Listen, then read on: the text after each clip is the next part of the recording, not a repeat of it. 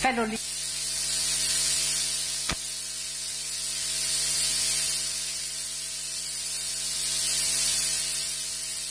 between Africa and Europe without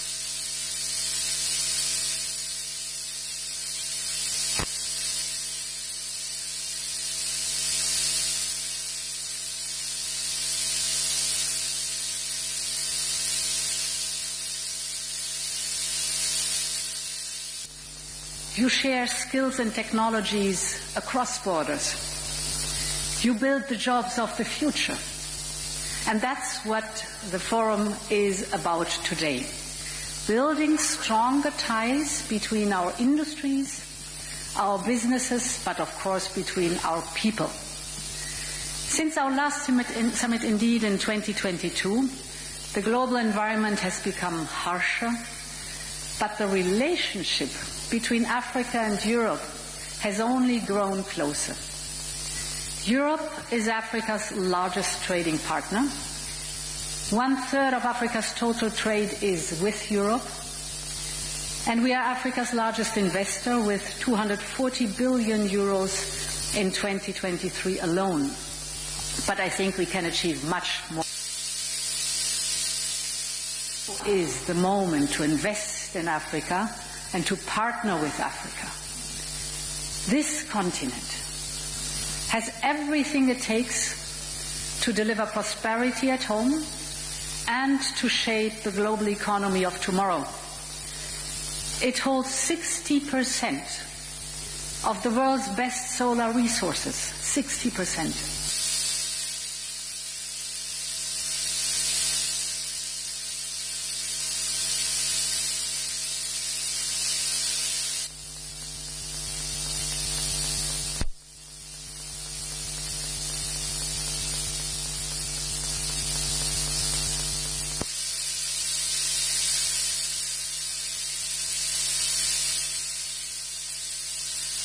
That build value locally rather than extracting it, that strengthen industrial capacity rather than create a dependence on imports, that boosts local jobs rather than outsourcing them.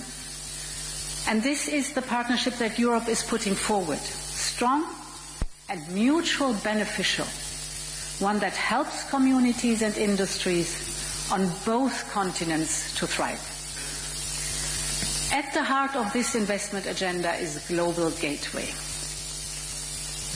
When we launched it, we committed to investing 150 billion euros in Africa by 2027.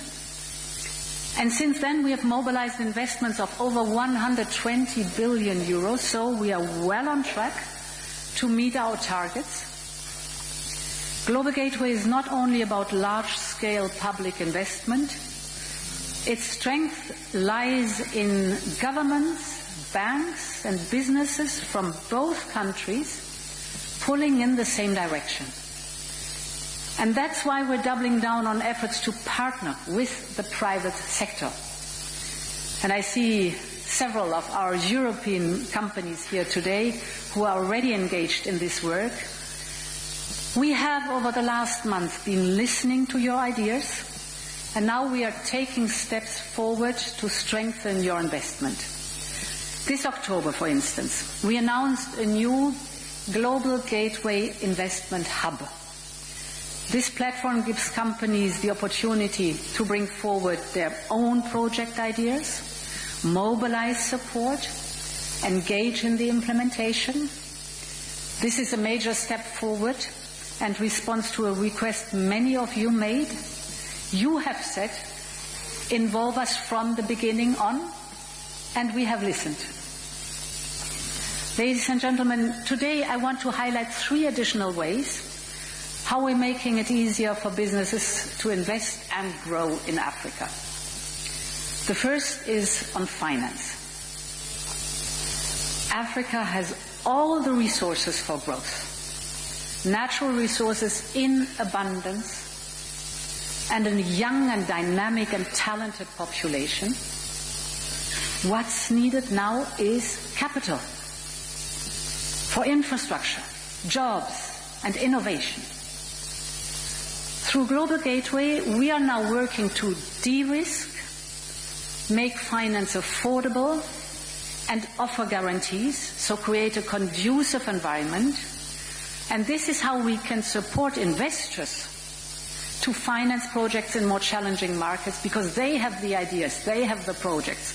What they need is this conducive environment. Take digital connectivity, for example. High-speed internet only reaches 10% of Africans, and it is often unaffordable.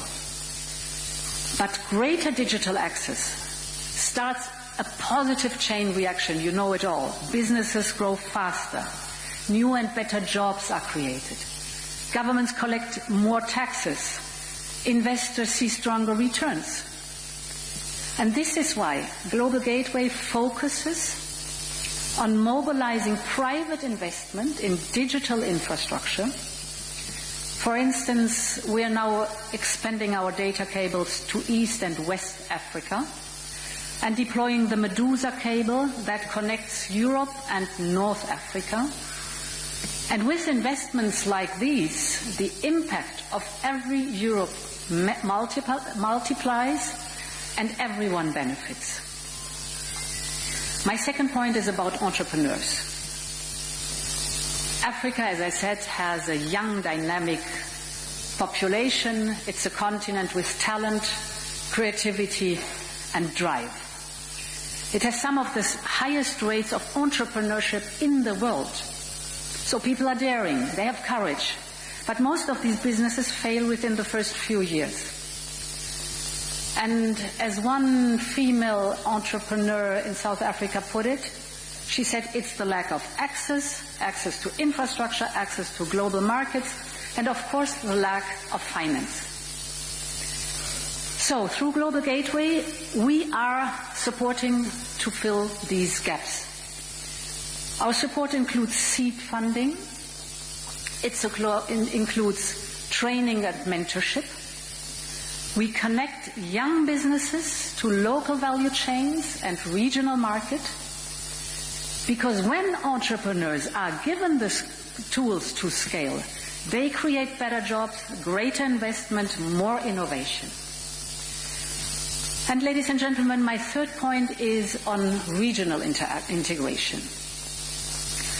As a startup becomes a scale-up, it needs room to grow. It needs supplies, investors, and talent.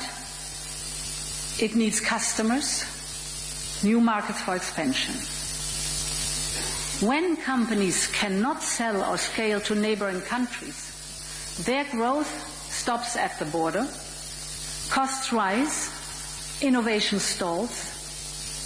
But when companies can expand to other regions, integration becomes an engine for growth. Local businesses get bigger. Value chains create new jobs. And ultimately, industries become strong enough to compete on the global stage. And we in Europe, we know this by experience, because this is exactly what our European single market is all about. So that's why our union has supported the African Continental Free Trade Area since the beginning.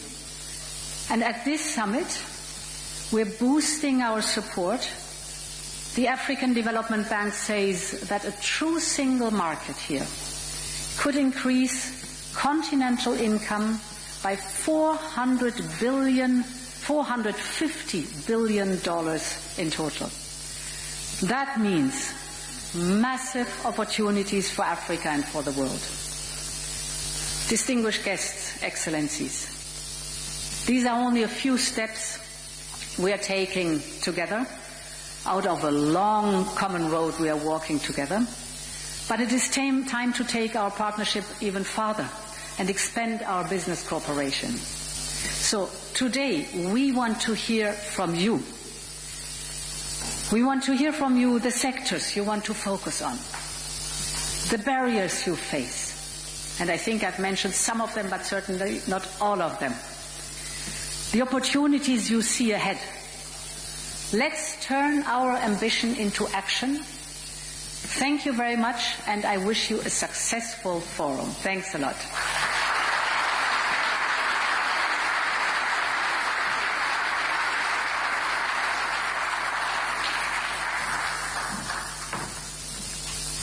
Thank you, Your Excellency. 3 points that Her Excellency mentioned: finance,